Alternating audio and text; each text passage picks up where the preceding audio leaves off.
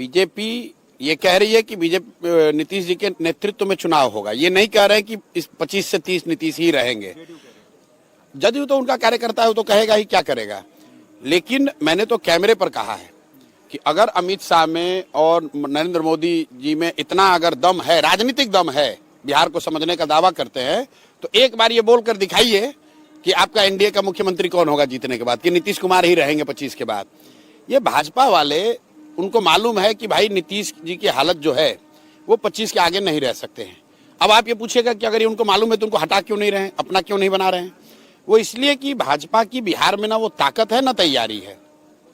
न उनकी ताकत है, ना उनकी तैयारी है।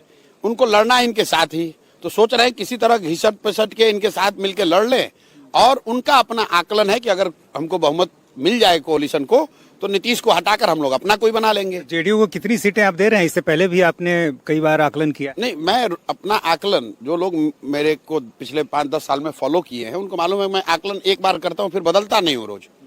नीतीश कुमार के जदयू को 25 से कम सीट आएगी, चाहे वो किसी भी कोalition में लड़ लें, किसी भी कोalition में लड़ लें। जब नीतीश बाबू, आपको याद होगा, लोकसभा में इंडिया गठबंधन में थे, तो मैंने कहा था कि अगर इंडिया गठबंधन में लड़ेंगे तो इनको 5 सीट नहीं आएगा। डर के मारे भागे फिर भाजपा के साथ। अभी मैं आपको बता रहा हूं कि नीतीश कुमार को विधानसभा में जदयू को 25 सीट से कम ही आएगा। और इसके साथ ही जदयू का एज ए दल मुझे लग रहा है कि खात्मा हो जाएगा।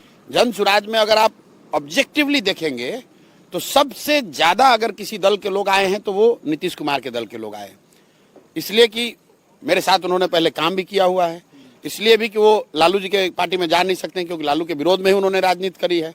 और भाजपा में वो जाना नहीं चाहते हैं, क्योंकि भाजपा के साथ कोalition में रहते हुए भी अगर वो जदयू में थे, तो इसका मतलब कि वो भाजपा की विचारधारा से पूरी तरह से इत्तेफाक नहीं रखते।